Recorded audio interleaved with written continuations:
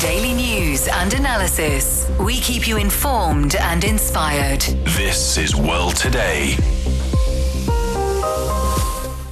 Hello and welcome to World Today. I'm Ding Hen in Beijing. Coming up, President Xi Jinping will attend the SCO summit in Kyrgyzstan and visit Egypt. China's Foreign Minister Wang Yi meets with U.S. Ambassador to Beijing, urging removing disruptions to bilateral high-level exchanges. China and India reaffirming border peace and agreeing to expand communication channels. Qatar's foreign minister visits Iran to pursue mediation efforts. And for the first time in more than 20 years, the majority of South Koreans view the United States unfavorably. To listen to this episode again or to catch up on previous episodes, you can download our podcast by searching for World Today. First up, China has announced that President Xi Jinping will attend the Shanghai Cooperation Organization summit in the city of Bishkek. During his 5-day trip beginning on Sunday, the Chinese leader will also pay state visits to Kyrgyzstan and Egypt. China's foreign ministry says Xi Jinping will exchange ideas with other leaders regarding deepening SCO cooperation and draft plans for guiding the organization's high-quality development and participating in the reform of the global governance system. China says it is willing to work with all countries to write a new chapter for cooperation and contribute to security, stability, and development. So for more, joining us now on the line is Dr. Wang Xingsong, Associate Professor with the School of Government, Beijing Normal University. So thank you very much for joining us, Dr. Wang. Thank you. This year's Shanghai Cooperation Organization Summit comes at a time of growing global uncertainties. For example, the U.S. and Iran are deeply locked in a conflict with very obvious spillover effects. So what do you make of the SCO's major achievement over the years? Some say it is not simply about its expansion in membership, but also about its demonstration that countries with different systems, different models, and cultural traditions can find common ground through dialogue and cooperation. What is your take? Right. I do agree that it's not just about membership expansion. And as you can see, membership has expanded quite a deal. When SCO was founded in 2001, you had 6 members, and today you have 10 full members. And these members are, to be honest, not seeing each other eye to eye on every issue. However, this is exactly the advantage and the major feature of SCO being a global governance institution, where members can have disputes or disagreements. Nonetheless, they're willing to sit down and talk about their disputes and to smooth out their controversies. So that's the value of global governance institutions. And this approach also comes from what the SCO would call the Shanghai spirit, which means mutual trust, mutual benefit, equality, consultation, and respect for different civilizations and development paths. I think that principle has become very, very relevant in today's global politics, which is becoming ever more polarized, right? We are seeing more conflicts, more sanctions, more pressure on countries to choose sides. And the current US-Iran confrontation is a good example. And Iran is an SCO member, but the economic and security effects of the conflict extend far beyond Iran itself. So the SCO cannot solve every conflict, but it does provide a platform where countries can find areas where working together serves everyone's interests. Then in terms of guiding the SCO's high-quality development, what role do you expect China to play? Last year, we know China hosted the SCO Tianjin Summit. In what ways is the legacy of the Tianjin meeting relevant with this year's upcoming summit? First of all, I think China will remain being one of the main driving forces behind the SCO. And last year, during the Tianjin summit, it was the largest meeting of the SCO as an organization in its history. And I think there are three areas from the Tianjin summit that can be very relevant to this year's summit. And the first one is security. And I think the Tianjin summit moved forward with 4 SCO security centers covering areas such as counterterrorism, information security, organized crime, and narcotics. And all these mechanisms are becoming more important because the regional security environment has become more complicated. And China can help strengthen information sharing, counterterrorism cooperation, and crisis coordination. The second area is economic cooperation for sure. For many years, the SCO was stronger politically, but more, I think, stronger politically than economically. I think since last year, there has been a very obvious transition toward more economic cooperation. For example, it was during the summit in Tianjin, there was the announcement of the SCO Development Bank. So obviously that was going to provide or to help provide more financing for infrastructure projects across the members within SCO. And so the next step really for the SCO is to connect political cooperation with things that people can actually observe, the daily development, transportation, more energy projects, and so forth. Lastly, I think global governance is another issue China can definitely promote among the members, and also SCO being a very important global governance institution to have a bigger say, bigger voice in global governance platforms like the United Nations. Talking about President Xi Jinping's state visit to Kyrgyzstan, what do you think is really at stake here? China says it is ready to work with Kyrgyzstan to build an even closer China-Kyrgyzstan community with a shared future. What is your understanding? Why are the two sides moving closer towards each other?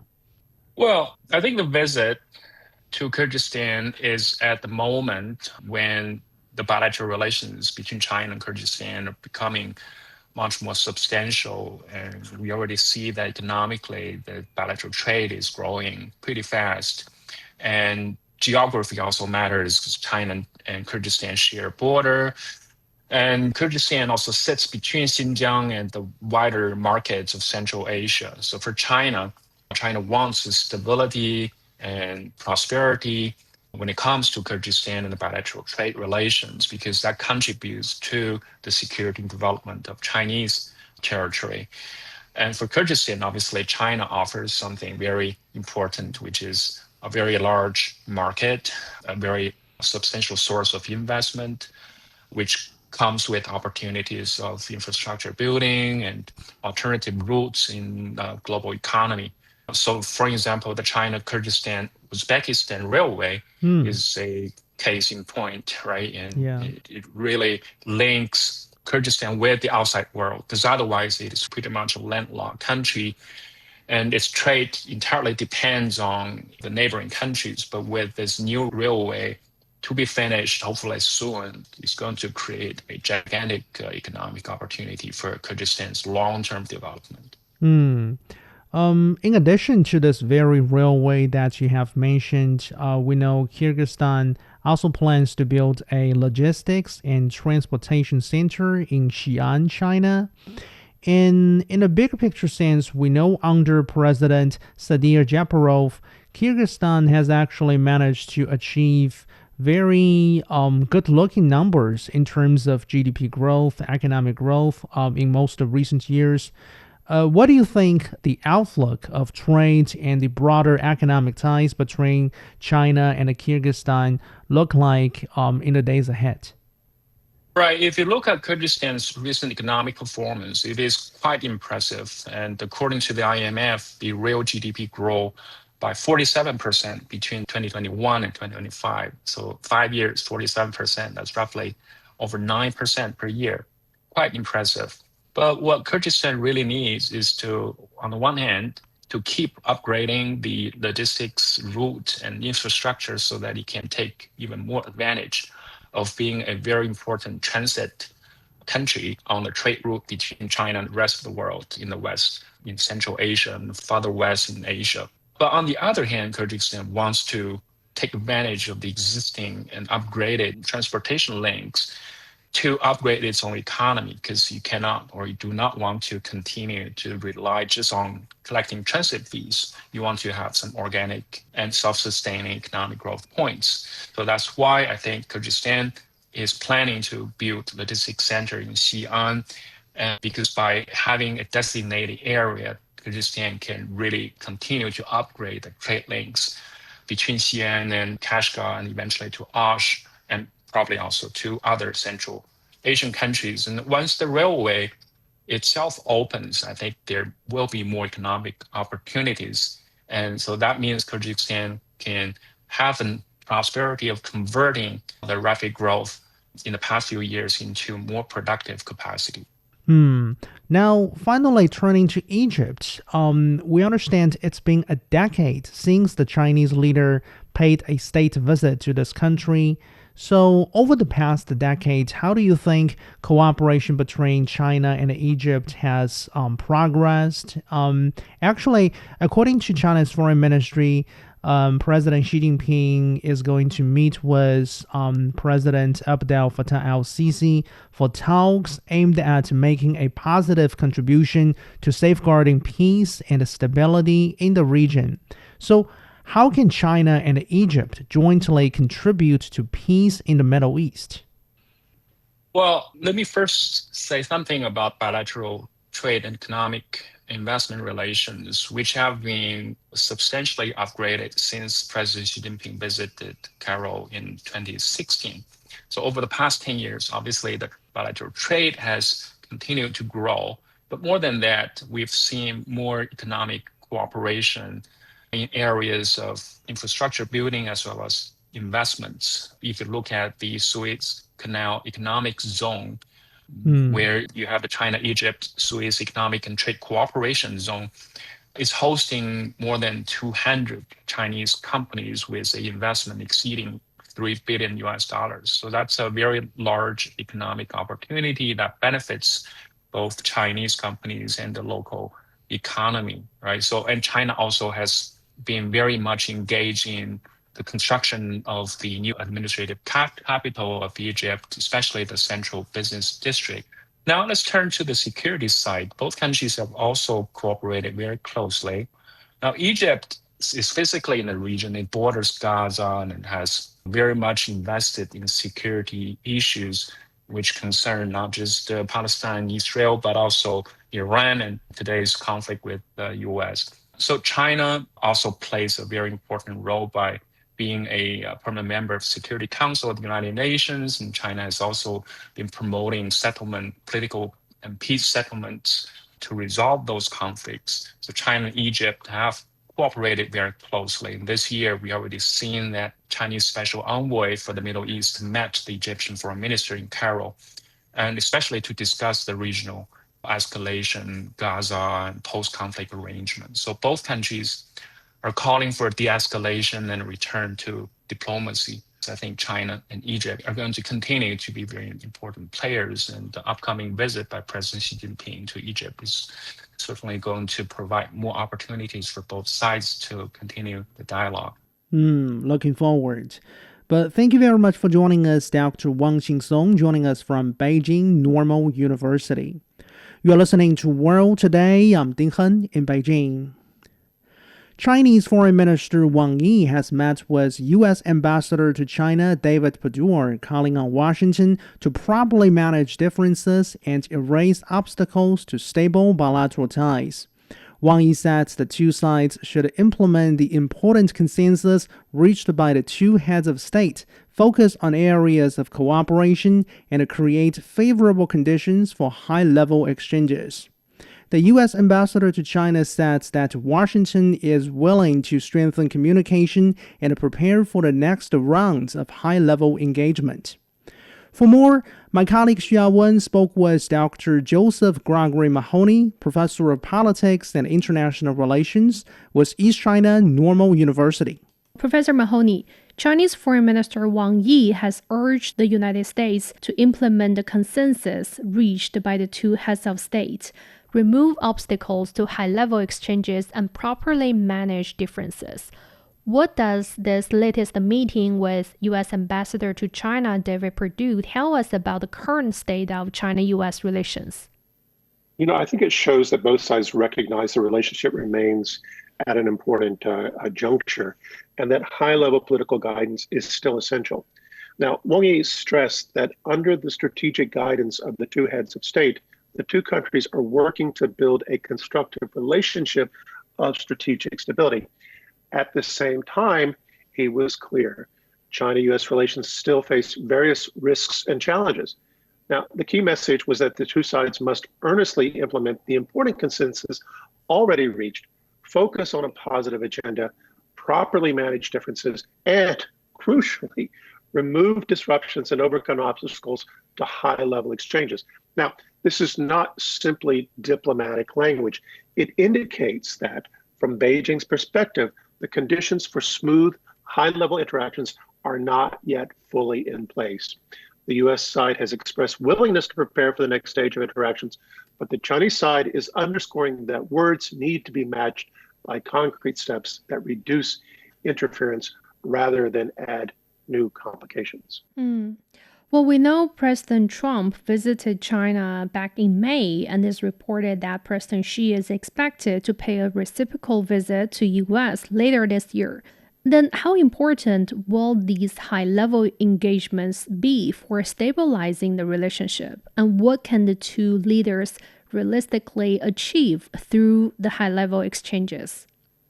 High-level engagement remains indispensable. The May meeting in Beijing provided important strategic guidance and set the new positioning of a constructive relationship of strategic stability. A reciprocal visit would help consolidate that guidance and give direction for the period ahead. Realistically, leaders' meetings can set the overall tone, reaffirm core principles of mutual respect and peaceful coexistence, and create political space for practical cooperation. They cannot, by themselves, resolve every structural difference. What they can do is prevent differences from dominating the entire relationship and ensure that both sides continue working from the same agreed framework rather than constantly reopening settled understandings. The value of such meetings depends heavily on whether the consensus reached is then implemented in good faith in the intervening period. Well, Professor, we know trade remains one of the most important sensitive areas in China-U.S. relations, and the two sides have tried to maintain a trade truce, even as we know recently Washington considers new tariffs and other restrictions on Chinese goods. So is the current approach moving toward a more stable form of managed competition, or are we simply seeing a temporary pause before the next round of confrontation? The situation remains fragile. Both sides have tried to maintain a measure of stability in the trade relationship since the May meeting, yet we continue to see signals of new tariff measures and other restrictions under consideration, as you've noted. Now, from the Chinese perspective, the consistent position is that differences should be managed through dialogue on the basis of equality and mutual respect, not through unilateral pressure or the continual addition of new conditions. When one side appears to treat the period between summits as an opportunity to seek fresh leverage or to adjust the terms of previous understandings, it becomes more difficult to build durable stability. Now, a genuine move toward managed competition would require both sides to honor existing consensus and avoid actions that reintroduce uncertainty just as high-level exchanges are being prepared. Otherwise, the pattern risks remaining one of temporary pauses rather than steady progress, as you've suggested might be the case.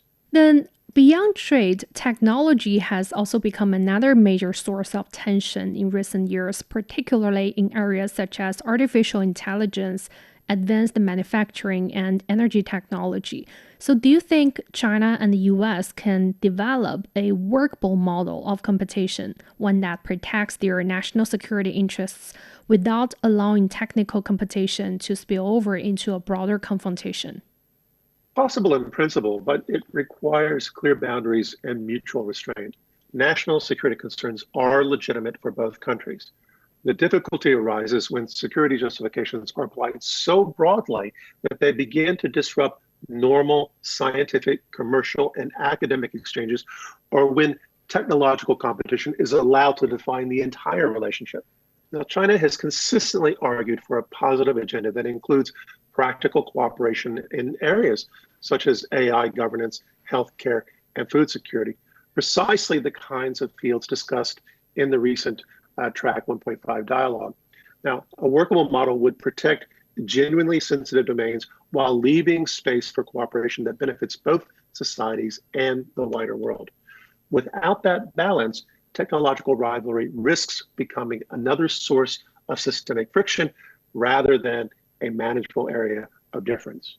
Professor, as you already know, China-US Track 1.5 dialogue was also held in Beijing this week, and participants calling for more communication and cooperation in areas ranging from trade, healthcare to artificial intelligence and food security. So beyond meetings between top leaders, how important are working level and expert and people-to-people channels in preventing disagreements from escalating into crisis? They're very important. High-level meetings set direction, but working level and Track 1.5 channels help translate that direction into practical communication and reduce the risk of miscalculation. Now, the third China-US Track 1.5 dialogue held in Beijing this week brought together officials, scholars, business figures, and others to discuss political trust, trade, AI, health care, and food security. Participants emphasized the need to implement the consensus of the two heads of state and to expand cooperation where interests overlap. Now, these channels cannot replace official diplomacy, but they can help keep lines of communication open, surface potential problems early, and maintain a degree of societal and expert contact, even when official relations face headwinds. In a relationship as complex as this one, multiple layers of dialogue are a practical necessity for preventing disagreements from escalating. Professor, here's another thing. If we zoom out to look at this from a broader picture, so beyond bilateral issues, China and the US are also facing sometimes different stands over major regional and global issues, from the conflicts in the Middle East to the war in the Ukraine and global governance. In your view, how much could this issue complicate efforts to stabilize the bilateral relationship? And do you think the two countries can manage strategic competition while maintaining enough cooperation to address shared global challenges? I think the biggest opportunity is to consolidate the constructive strategic stability framework already agreed upon by the two leaders and turn it into steady, predictable interaction. That would allow both countries to cooperate on global issues, climate, public health, food security, AI governance, while managing differences in a controlled way. Now, the biggest test is whether the U.S. side is prepared to move from statements of intent to consistent implementation. If the intervals between high-level meetings continue to be used to introduce new pressure points or to reopen previously discussed understandings, then even well-prepared summits will struggle to produce lasting stability. Now, China has made it clear that it's ready to advance relations on the basis of mutual respect and equality. The question is whether that approach is matched by corresponding actions that reduce rather than increase disruptions to high-level exchanges and practical cooperation. And here, I would say that this is the frame for understanding the continued aggression that we see by the United States against Chinese strategic partners, whether by proxy or through direct action, as you've noted, the conflict in Ukraine, but also the continued problems that we see in the Middle East, and specifically the Strait of Hormuz with the illegal U.S. war against Iran. Now, the bottom line is a relationship of this weight cannot be sustained by summits alone. It requires day-to-day discipline in implementing what the leaders have already agreed upon, but it also requires that, again, that you don't have one side continuing to sort of roil the geopolitical or global economy through various unilateral hegemony-seeking actions. That was Joseph Gregory Mahoney, professor of political science and international relations, East China Normal University, speaking with my colleague Xu Yawen. You are listening to World Today. We'll be back after a very short break.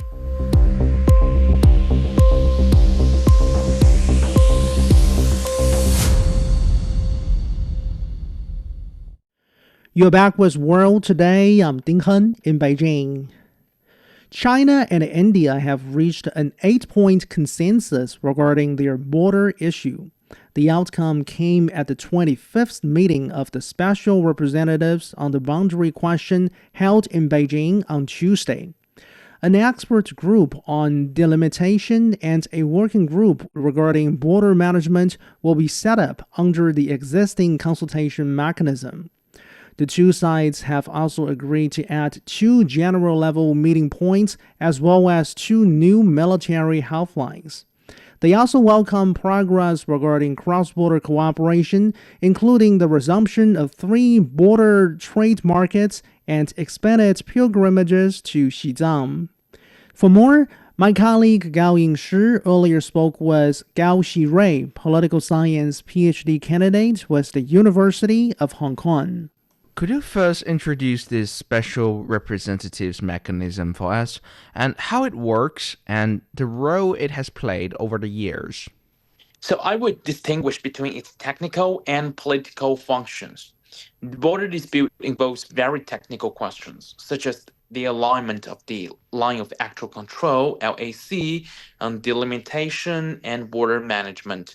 The special representative mechanism operates at a higher political level. It allows the two sides to connect these technical discussions with broader strategic and political considerations. In that sense, its value is not that the special representatives can simply solve issues that experts cannot resolve. Rather, they provide a channel through which different difficult technical issues can receive higher level political attention. And under the WMCC framework, the two sides have also established an expert group and a working group. So I would emphasize that the special representatives have a direct mandate from the top leadership that gives their discussions political weight, although it does not mean that they have unlimited authority to make decisions, but their role is better understood as a bridge between the leadership level consensus and the negotiation process. Wang Yi said that China-India relations have gone beyond the bilateral scope and carry global and strategic significance.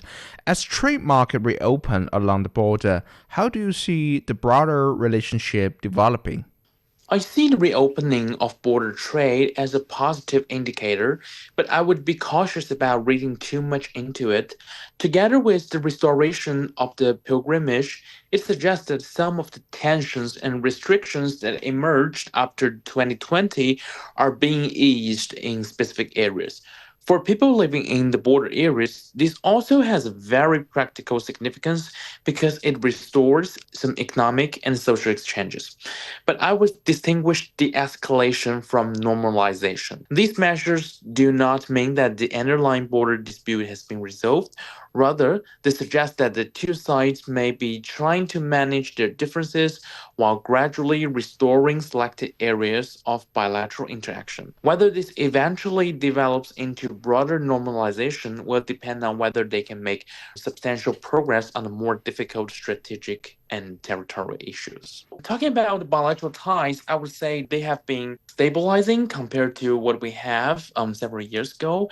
And I think that both sides have been promoting the bilateral ties at different levels. For example, minister level and even higher level, the Indian advisor Ajit Doval and our Minister of Foreign Affairs, Wang Yi, they are meeting frequently, annually. So it suggests a good signs. We have restored bilateral ties at both technical and political level.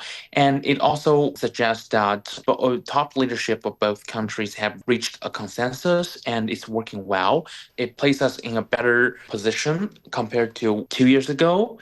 On the very civilian level, now we have direct flights, we have restored the visa, and we have pilgrimage, and also we have the trade markets. So overall, I would say that it has really been restored and it's going well, and now it's quite healthy, and we are almost have what we have between 2017 and 2020.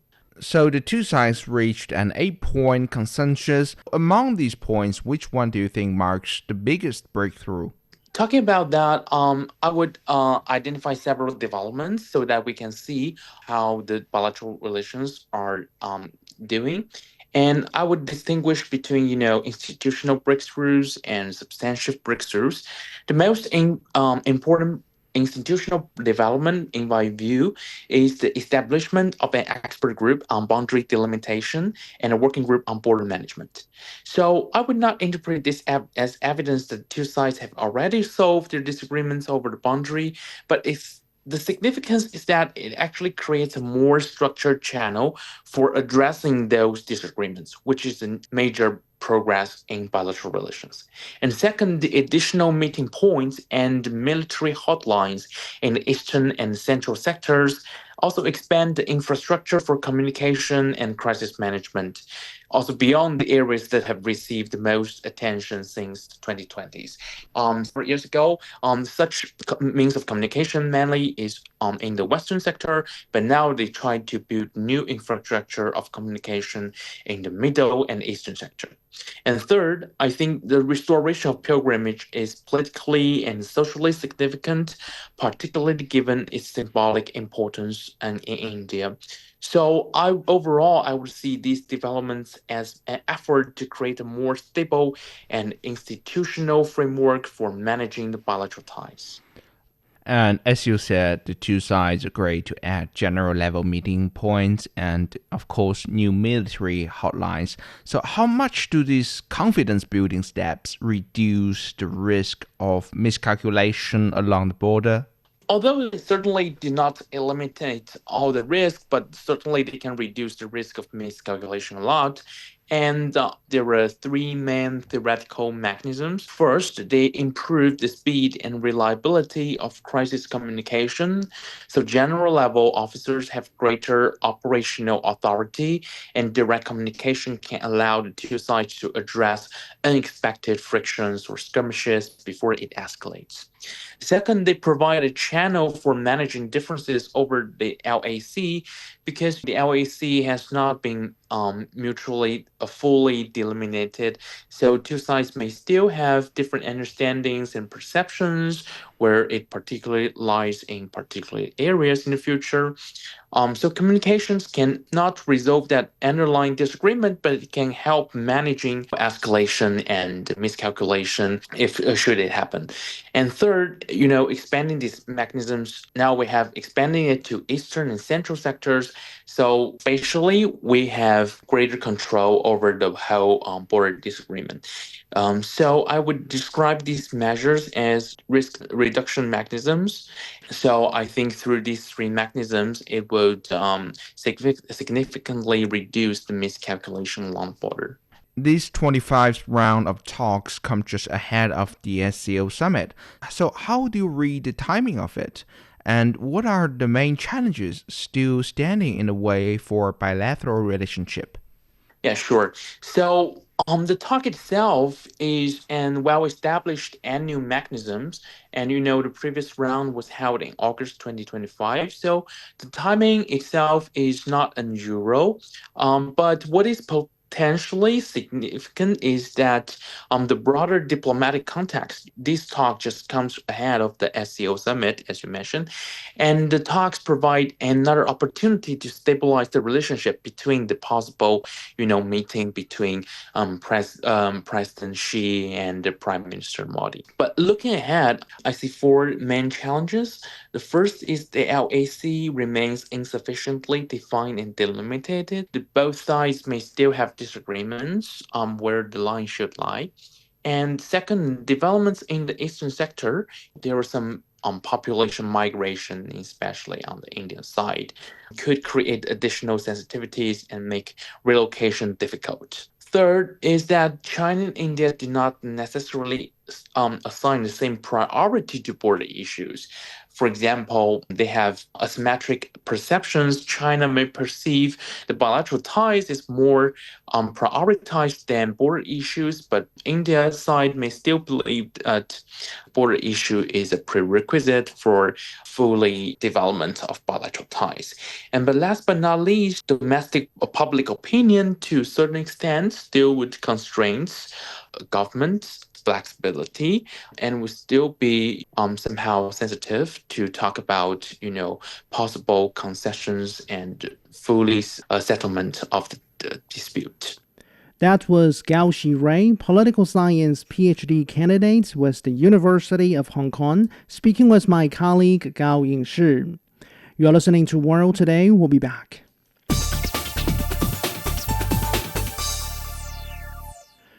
You're back with World Today. I'm Ding Hen in Beijing. Qatar's prime minister is on a visit to Tehran for talks regarding de-escalating tensions and the restoration of the dialogue between the United States and Iran. Qatar says the visit by Sheikh Mohammed bin Abdurrahman bin Jassim Al Thani comes in line with Doha's firm position that diplomatic path remains to be the best means of resolving differences and promoting stability in the region. Sheikh Mohammed is also Qatar's foreign minister. Iran says the discussion with the Qatari side covers the continuation of Doha's mediation efforts and initiatives, as well as other regional developments. So for more, joining us now on the line is Dr. Zhang Chuchu, Deputy Director of the Center for Middle Eastern Studies, Fudan University. Thank you very much for joining us. Thank you for having me. Qatar has served as a back-channel negotiator between Washington and Tehran, helping secure a memorandum of understanding in June. So at a time when that particular, MOU has, in effect, collapsed, why is Qatar still willing to continue with its diplomatic efforts? Well, I think above all, we should note that Qatar it always perceives diplomatic mediation as a core pillar of its national security and foreign policy. So in that sense, it's like a strategy of the state. And Qatar shares the world's largest offshore natural gas field directly with Iran. So actually what's going on at the moment closely affects its core interests, because any uncontrolled escalation or permanent closure of maritime routes directly endangers Qatari sovereign infrastructure and also its revenue. And at the same time, Qatar is also trying to take the advantage of its mediation diplomacy as a way to strengthen its political influence in the region. And I think at this moment, actually both the United States and Iran, they still want Qatari channels keep open. So in that case, although they are both trying to send very hardline signals, they still want to maintain a channel for them to negotiate later. And for Qatar right now, keeping the mediation channel is also self-protection, because in its calculation, a lapsed agreement makes proactive back-channel diplomacy more urgent, not less, to prevent tactical miscalculations from triggering a wider regional war. Pakistan, Oman, and Qatar are all actively involved in diplomatic efforts to try to push for dialogue. So in comparison with Oman and Pakistan, what unique advantage does Qatar have in this regard? I would say that actually all three are active and play significant roles. For example, Oman is better placed to draft the actual Hormuz operating rules with Tehran, whereas Pakistan is better placed to carry messages that look neither Gulf nor American. So it's always trying to take a neutral stance. While Muscat and Islamabad offer critical communication channels, I think Doha possesses distinct structural leverage. because, first of all, Qatar has repeatedly served as a financial clearinghouse, and actually it hosts for sensitive U.S.-Iran arrangements backed by immense sovereign wealth and trusted banking channels. And secondly, Qatar also hosts the forward headquarters of the United States Central Command and enjoys its very special status and relations with the United States. And that actually gives it immediate access to top United States military and executive leadership. And last but not least, actually, Doha also maintains continuous direct engagement with all sectors and all sides, from Western states to regional non-state actors, and also Tehran's political core. Some say now we're already 6 months into the U.S.-Israeli war against Iran, and Qatar is among this particular conflict's biggest economic casualties. Do you agree with this observation? Well, I think it's very hard to define which state is the biggest economic casualty. But actually, at this stage, the war has already demonstrated a very strong spillover effect in this region. And indeed, Qatar has faced enormous economic loss. Qatar is largely dependent on the Strait of Hormuz to export its liquefied natural gas. And so far, disruptions, soaring war risk, maritime insurance premiums, and reduced throughput actually through Hormuz directly bottleneck its export lifelines and inflate regional shipping costs. Also, the conflict-induced global energy risk premium keeps global gas and oil prices elevated. And this actually partially offsets volume bottlenecks because Qatar's massive sovereign wealth fund and low production costs ensure that it suffers far less systematic economic collapse than some of the other non-energy economies.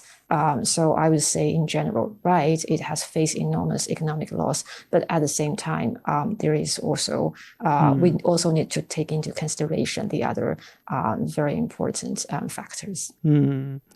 U.S. President Donald Trump told the Doha-based Al Jazeera on Wednesday that he was in no hurry to resume talks with the Iranian side, saying that he believed economic and military action against Tehran were both effective. So, does this indicate to us that the U.S. leader actually doesn't care at all about what the Qatari government is trying to do? Well, my understanding is that indeed there are some disagreements and the clocks no longer match each other, but it doesn't mean he has written Doha off, and doesn't mean Trump doesn't care about Qatar's efforts, because I think Trump's discourse signals that Washington has no deadline and that blockade is working. So he's trying to use his coercive diplomacy, and the objective is to pressure Tehran harder in order to try to pressure it, making deeper concessions. But actually, while Washington maintains maximum public pressure, it also relies on mediators like Qatar to gauge when Tehran's threshold for compromise has shifted, and it still wants to try to negotiate with Iran. Also, on the other hand, Washington tries to test Qatar's channels, so it frequently relies on Doha to deliver rigid terms and verify whether Iranian leadership is ready to accept a revised framework or not. Thank you very much for your analysis. Dr. Zhang Chuchu, Deputy Director with the Center for Middle Eastern Studies, Fudan University. This is World Today. Stay tuned.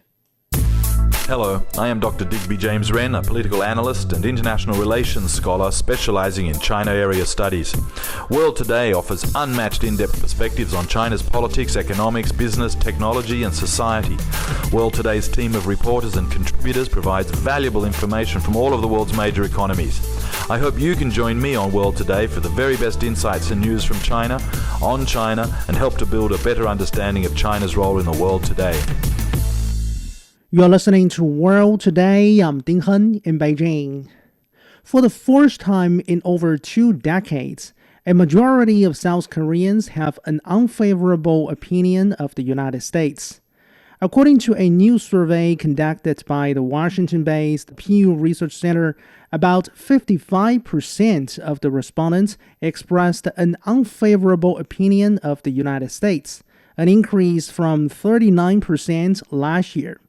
18% of respondents in the survey had a very unfavorable view, up from 9% in 2025. Only 14% approved of U.S. President Donald Trump's handling of tariffs.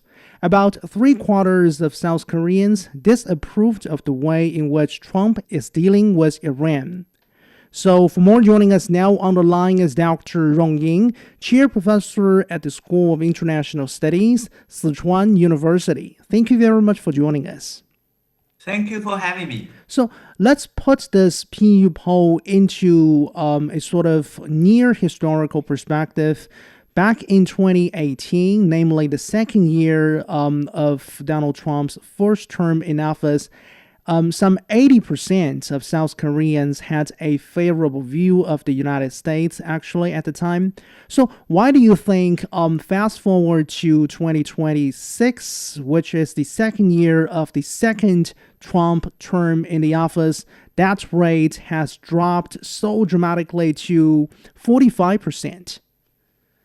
Well, I think it is true. The change of that public opinion of South Korea or U.S. for the Trump administration under the Trump administration is indeed significant, and it is largely because of, first and foremost, the way that the Trump administration in his second term in dealing with its allies, close allies like South Korea, in terms of more sort of transactional than strategic. And related to that, of course, is also some issue, the outstanding issue is trade. We all remember that back the first year when the South Korea was subject to 25% of the tariff. Later on, with such a hard bargaining, and dropped to 15, but with 350 billion US dollars in sort of investment, which I think South Korea would have to commit. So the drop is indeed significant because it stands two ways. First, I think the unfavorability, is majority. All right, 55%. And the unfavorability overtakes favorability. Even though I think if you look at the history back in 2002, 2003, there were times when the U.S. and South Koreans' favorability opinions of the United States dropped due to a kind of an incident related to the killings of two school children hit and killed by the U.S. troops in South Korea. But this time it is really significant, and the extent that have been dropped is really significant. U.S. President Donald Trump recently gave an order to the Pentagon to scale back an annual joint military exercise between Washington and Seoul, citing a number of reasons for that. However, not long ago, some senior Trump administration officials, for example, State Department Chief Marco Rubio, these guys were still praising South Korea as a model ally worthy of special favor from Washington. What do you make of this contrast? Well, it's such a contrast, and I would have to mention that the time, the timeline of this survey, which I should have mentioned earlier. This survey was conducted, for the period of February to May. So if that episode of Trump's truth social, that dramatically, suddenly decided to scale down the military exercise, I think the favorability or the opinion will be even strong. So it's very much related to the Trump's himself, his way or his views of allies like Korea and South Korea, and also his senior officials who have to deal with day-to-day issues in the context. But again, President Trump called the shot, and the remarks that South Korean and then model allies was made, in a specific context. So I think we have to need to look at the perspectives about the other important point about the reliability of the United States as a partner for Korea. And I think that this survey, in the meantime, also very much, I think, show the change. If you look at the very reliability and somewhat reliable, even put together, it is just 51%. And again, vis-a-vis the unreliability or not all reliabilities, there are huge change. So reliabilities, in terms, the opinions of the U.S. as a reliable partner to South Korea has also been very much changed. Yeah, it's interesting that an overwhelming majority of South Koreans disapprove of the way in which Trump is dealing with Iran, and I guess from South Korea's perspective, why should South Korea support Washington's stance over this particular conflict? South Korea is a victim. So in a bigger picture sense, Dr. Rongying, do you think a future U.S. president can restore South Koreans' confidence in America when President Trump is gone from office? Well, it's hard to say. I think there are speculations, at least that the South Korean press, that this trend or this sort of development may sort of go on up to, I think, a few years, so up to 2030, because I think the way that Trump, behind Trump administration's policy towards or attitude towards its allies has very much related to the MAGA, to the sort of American, to put American first, and the domestic, the dynamic of the domestic politics. So even though somebody else, either the Republicans or Democrats, takes over, I think it will take a lot of work and job to change the opinion. So this is really, I think, kind of a development South Korea and other allies in the region are looking at very closely. Thank you very much for joining us. Dr. Rongying, Chair Professor, joining us from the School of International Studies, Sichuan University. Unfortunately, that's out of time for this edition of World Today. I'm Ding Han in Beijing. Thank you so much for listening. Bye for now.